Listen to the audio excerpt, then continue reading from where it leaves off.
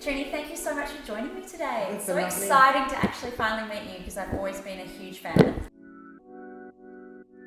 How did this all start for you? Now you have a makeup empire, you're a fashion expert. Where did it all begin? Probably began when I was at boarding school at about 6 and a half. Oh, wow. And my parents travelled a lot, so I went to boarding school. And because I lived abroad and all my girlfriends were local English lasses, I would bring exotic things like Benetton, all right, this is like the 70s, okay, to school and different stationery and weird things.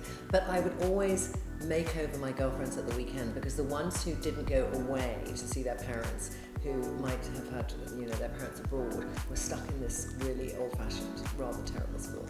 So like there'll be 20 of us, and we would just, I'd do makeovers. So I think I loved it then because it was a joyous thing, and I think I was trying to find my feet and learn to make friends, and it was a way to communicate.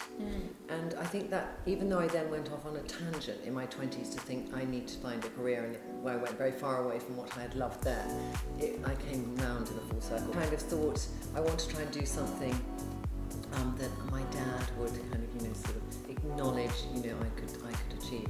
I then went to work as a secretary to a commodities trader, and then I learnt about commodities, and then I did Series 7, which is an exam you do to trade funds. So I started on the tangent, and it was me and 60 men on a trading floor, and I hated it so much. I hated every day of it. I realised after on and off doing it, and then doing financial PR for a bit, and then coming back to something else, and a few other things, that by my late 20s, I woke up and I thought, I don't like any of these things. A couple of years later, we had another very good mutual friend called Victoria, and she found that we were both sort of gnawing off her ears saying we wanted to change our career.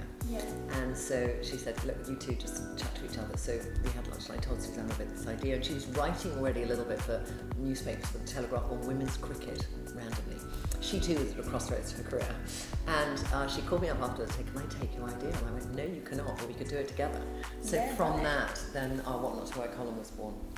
And so how did it go to your full show, Trinny and Susannah, that went right around the country, right around the world, and it became such a loved show? Well, we started with a column, and the column got a bit of a following. We had like about 2 million readers, and we did something called Girls Who Shop on satellite. It was watched by about 12 people. It was filmed in our home. This is 1998. Wow. So we did that, came to naught, and then we did a pilot for some other channel. And then I started an online idea, and Susannah kind of got pulled into it, and we had like 2 years of this manic time, but it was so too early. And we had about 5 years of this monumentally fast-moving career. And I think because we were in our 30s, we didn't, we already had our friendship groups, we already had a close family. It didn't, it was just, you kind of, when it happens like that, at that speed, you don't realise how fast it's happening. But it was, so that's how it started. Wow, it's amazing. Let's talk about this amazing product. I love how you made everything stackable.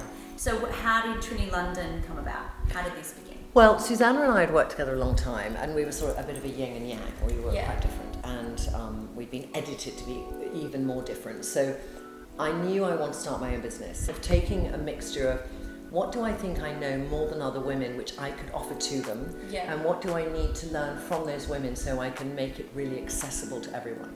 I started with the BFF. That was the first product I developed. I've heard about this BFF. And the BFF is something that I wanted to kind of go onto your skin. Let me just see what your skin tone is. And I've been told that I need to ask how many you sell a minute.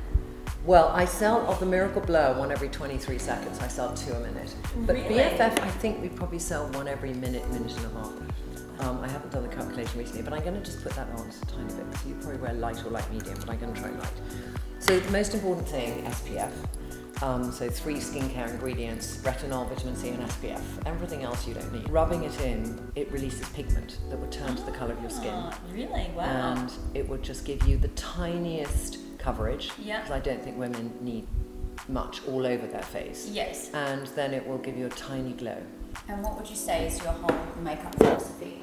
I would say that I always want to see a woman's face before I see her makeup.